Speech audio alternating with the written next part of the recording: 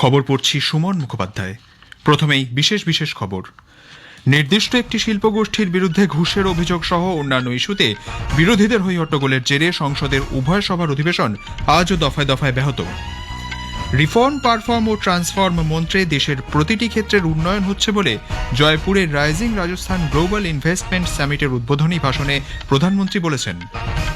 বিদেশ সচিব বিক্রম মিস্ত্রি বাংলাদেশের বিদেশ সচিবের সঙ্গে ঢাকায় বৈঠকে যোগ দিয়েছেন। কেন্দ্রীয় শিল্প ও বাণিজ্য মন্ত্রী পীযূষ গোয়েল ভারত ও নরওয়ের মধ্যে বাণিজ্যিক সম্পর্ককে শক্তিশালী করে তোলার বার্তা দিয়েছেন। বিশ্ব স্কোয়াশ চ্যাম্পিয়নশিপে ভারতীয় মহিলা দল কলম্বিয়াকে হারিয়ে দিয়েছে। আসছি বিস্তারিত খবরে। বিশেষ একটি শিল্পগোষ্ঠীর বিরুদ্ধে ঘুষের অভিযোগ সহ অন্যান্য ইস্যুতে বিরোধীদের হইহট্টগোলের জেরে সংসদের উভয় সভার অধিবেশন আজও দফায় দফায় বিঘ্নিত। লোকসভা এবং রাজ্যসভার অধিবেশন প্রথমে বেলা 2টো এবং পরে দুপুর 2টো পর্যন্ত মুলতবি হয়ে গেছে। আজ সকালে লোকসভার অধিবেশন বসলে কংগ্রেস, ডিএমকে সহ অন্য বিরোধী দলগুলি উৎকোচ ইস্যুতে প্রতিবাদ জানাতে শুরু করে। অধ্যক্ষ ওম বিড়লা বলেন, প্রশ্নোত্তর পর্ব গুরুত্বপূর্ণ, এই সময় অন্য কোনো বিষয় উত্থাপন করা যায় না। সুষ্ঠুভাবে সভার কাজ চালাতে দেবার জন্য তিনি বিরোধীদের কাছে আবেদন জানান। তা সত্ত্বেও হইহট্টগোল চলতে থাকায় প্রথমে বেলা 12টা পর্যন্ত অধিবেশন মুলতবি করে দেন অধ্যক্ষ। এরপর ফের সভার কাজ শুরু হলে চিৎকার চেঁচামেচি অব্যাহত থাকায় দুপুর 2টো পর্যন্ত লোকসভা মুলতবি হয়ে যায়।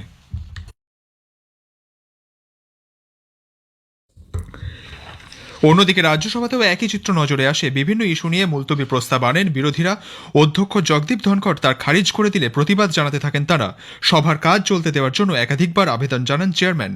রাজ্যসভার দলনেতা জেপি নাড্ডা বিরোধীদের আচরণের সমালোচনা করে বলেন, বিরোধীরা নিজেদের সুবিধামতো অবস্থান বদল করছে, সংসদে আলোচনা চলতে দেওয়া উচিত। সংসদ বিষয়ক মন্ত্রী কিরেন রিজিজুও বিরোধীদের আচরণের সমালোচনা করেন।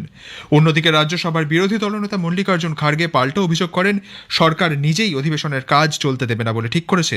গণতন্ত্রের জন্য এটা ভালো নয়। সংসদ বিষয়ক মন্ত্রী কিরেন রিজিজু কংগ্রেস ও অন্য বিরোধী দলগুলিকে একজোট হয়ে ভারত বিরোধী শক্তির বিরুদ্ধে ঐক্যবদ্ধভাবে লড়াই করার আহ্বান জানিয়েছেন। নতুন দিল্লিতে সাংবাদিকদের তিনি বলেন, কিছু বিষয়কে রাজনৈতিক দৃষ্টিকোণ থেকে দেখা উচিত নয়। তিনি অভিযোগ করেন, সম্প্রতি প্রকাশ্যে আসা একটি রিপোর্টে জর্জ সোরস ফাউন্ডেশনের সঙ্গে বিরোধী দলের এক শীর্ষ নেতার যোগসূত্র মিলেছে। George Soros and many other elements who are working against India are to be countered unitedly by every citizen of India. That is my point. Whether it is Rahul Gandhi ji, Sonia Gandhi ji or Shashi Tharoor ji or anybody. I am not into any particular individual. প্রধানমন্ত্রী নরেন্দ্র মোদী রাজস্থানের জয়পুরে আজ rising Rajasthan global investment সামিটের উদ্বোধন করেছেন। জয়পুরের exhibition ও convention সেন্টারে আয়োজিত 3 দিনের এই সম্মেলনে প্রধানমন্ত্রী বলেন, দেশের প্রতিটি ক্ষেত্রে রিফর্ম, পারফর্ম ও ট্রান্সফর্ম মন্ত্রে উন্নয়ন হচ্ছে। আজ ভারত সম্পর্কে বিনিয়োগকারী এবং বিশেষজ্ঞরা উৎসাহিত বলেও মন্তব্য করেছেন প্রধানমন্ত্রী। बीते दशक में भारत में इंटरनेट यूजर्स की संख्या करीब 4 गुना बढ़ी है। डिजिटल ट्रांजैक्शन में तो नए रिकॉर्ड बन रहे हैं और ये तो अभी शुरुआत है। भारत दुनिया को डेमोक्रेसी, डेमोग्राफी और डेटा की असली ताकत दिखा रहा है। প্রধানমন্ত্রী আরও বলেছেন, রাজস্থান শুধু বিকশিতই হচ্ছে না, আরও নির্ভরযোগ্য হয়ে উঠছে। তিনি জানান, রাজস্থান সময়ের সঙ্গে সঙ্গে নিজেকে গ্রহণযোগ্য এবং পরিমার্জিত করে তুলেছে। এই সম্মেলনে যোগ দিতে দেশের শিল্পপতিরা জয়পুরে পৌঁছেছেন। এছাড়াও 32টি দেশের প্রতিনিধিরা সম্মেলনে যোগ দিয়েছেন। এর মধ্যে 17টি দেশ সম্মেলনের অংশীদার। ভারতের বিদেশ সচিব বিক্রম মিস্ত্রি বাংলাদেশের বিদেশ সচিব জসিম উদ্দিনের সঙ্গে ঢাকায় রাষ্ট্রীয় অতিথি ভবন পদ্মায় বৈঠকে বসেছেন। বিদেশ দফতরের আলোচনা FOCর আওতায় এই বৈঠকে দুদেশের মধ্যে দ্বিপাক্ষিক বাণিজ্য সহ পারস্পরিক স্বার্থ সংশ্লিষ্ট বিভিন্ন বিষয়ে আলোচনা চলছে বলে মনে করা হচ্ছে। বৈঠক শেষে বিদেশ সচিব বিক্রম মিস্ত্রি একটি মধ্যাহ্নভোজে অংশ নেবেন এবং সে দেশের বিদেশ বিষয়ক উপদেষ্টা মোহাম্মদ তৌহিদ হোসেনের সঙ্গে সৌজন্য সাক্ষাৎ করবেন। উল্লেখ্য, এই বৈঠকে যোগ দিতে আজ সকালেই শ্রী মিস্ত্রি বাংলাদেশে পৌঁছেছেন। কেন্দ্রীয় শিল্প ও বাণিজ্য মন্ত্রী পীযূষ গোয়েল ভারত ও নরওয়ের মধ্যে বাণিজ্যিক সম্পর্ককে আরও শক্তিশালী করে তোলার জন্য স্টার্ট আপ ব্রিজ শুরু করার প্রস্তাব দিয়েছেন। এর ফলে দুদেশের নতুন উদ্যোগগুলির মধ্যে এক সেতু বন্ধন গড়ে উঠবে। কনফেডারেশন অফ ইন্ডিয়ান ইন্ডাস্ট্রি আয়োজিত ভারত ও নরওয়ে বাণিজ্য ফোরামে ভাষণ দেওয়ার সময় মন্ত্রী বলেন, দ্বিপাক্ষিক বাণিজ্য ও বিনিয়োগকে আরও উৎসাহিত করতে হবে। মুম্বাইয়ে অনুষ্ঠিত ফোরামের বৈঠকে ভারতকে আন্তর্জাতিক ক্ষেত্রে বিনিয়োগের আকর্ষণীয় স্থল হিসেবে উপস্থাপিত করা হয়। শ্রী গোয়েল ভারতীয় প্রতিভাকে কাজে লাগানোর জন্য নরওয়ের কোম্পানিগুলিকে এদেশে বিনিয়োগের আহ্বান জানান। এর ফলে দেশের অভ্যন্তরের বিভিন্ন সুযোগকে সংশ্লিষ্ট সংস্থাগুলি যেমন কাজে লাগাতে পারবে, পাশাপাশি আন্তর্জাতিক ক্ষেত্রে নতুন বাজার খুঁজে পাবে।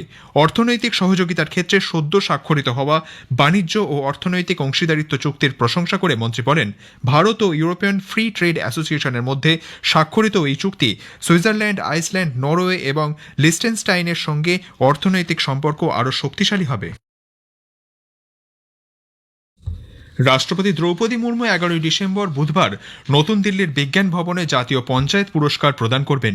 এবছর 1,94,000 গ্রাম পঞ্চায়েতের মধ্যে থেকে বিভিন্ন বিভাগে পঞ্চায়েতগুলি ভালো কাজ করার জন্য মোট 45টি পুরস্কার প্রদান করা হবে। তৃণমূল স্তর থেকে দীর্ঘমেয়াদী উন্নয়নমূলক কাজের পরিচালনাকে স্বীকৃতি দিতেই এই পুরস্কার, যা আগামী দিনে পঞ্চায়েত ব্যবস্থাকে শক্তিশালী করতে সাহায্য করবে। এবছর ত্রিপুরা এবং ওড়িশা সর্বোচ্চ 7টি করে পুরস্কার পাচ্ছে। ত্রিপুরায় বিভিন্ন জেলা, ব্লক ও পঞ্চায়েত মিলিয়ে মোট 10 কোটি টাকা মূল্যের পুরস্কার পাবে। গোমতী জেলা দেশের সেরা জেলা পঞ্চায়েতগুলির মধ্যে নানাজি দেশমুখ সর্বোত্তম পঞ্চায়েত শতত বিকাশ পুরস্কার পাবে। ভারতের ডিজিটাল পরিকাঠামো উল্লেখযোগ্য বৃদ্ধি পেয়েছে। শেষ পাওয়া তথ্যে 138,34,00,000 আধার নম্বর তৈরি হয়েছে।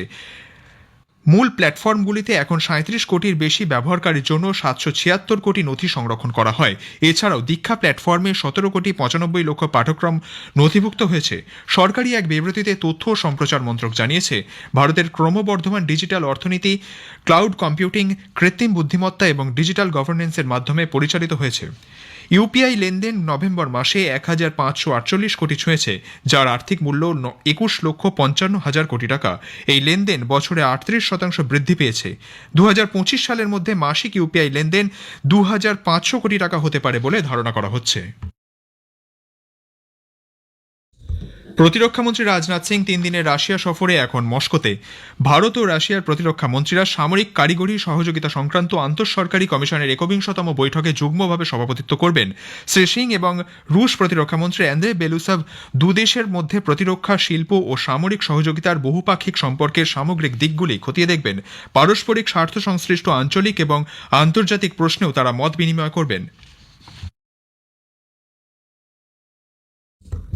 সিরিয়ার বিদ্রোহী বাহিনী ক্ষমতা দখল করে নেওয়ার পর ক্ষমতাচ্যুত রাষ্ট্রপতি বাশার আল আসাদ মস্কোতে আশ্রয় নিয়েছেন। ক্রেমলিন সূত্রে এই কথা জানানো হয়েছে। আবু মোহাম্মদ আল জোলানির নেতৃত্বে বিদ্রোহী বাহিনীর রাজধানী দামাস্কাস দখলের মধ্যে দিয়ে আসাদ সরকারের দীর্ঘদিনের শাসনের অবসান হয়। কেন্দ্রীয় সংস্কৃতি মন্ত্রক জাতীয় গ্রন্থাগার মিশনের মাধ্যমে নিদর্শ গ্রন্থাগার কর্মসূচির আওতায় প্রতিটি রাজ্য এবং কেন্দ্রশাসিত অঞ্চলে রাজ্য কেন্দ্রীয় গ্রন্থাগার এবং একটি করে জেলা গ্রন্থাগারকে আর্থিক সহায়তা দিচ্ছে। এই সহায়তা প্রদানের কাজ হচ্ছে সংশ্লিষ্ট রাজ্যের কর্তৃপক্ষ এবং সরাসরি সংস্কৃতি মন্ত্রকের আওতায় থাকা 6টি গ্রন্থাগারের সুপারিশক্রমে। সহায়তা বাবদ প্রাপ্ত অর্থ গ্রন্থাগারগুলির পরিকাঠামোগত উন্নয়ন, প্রযুক্তিগত বিকাশ, বিশেষভাবে সক্ষমদের সুবিধাজনক ব্যবস্থাপনা তৈরি এবং স্থানীয় ভিত্তিতে প্রাসঙ্গিক পঠন সামগ্রী কেনার কাজে ব্যবহার করা হবে।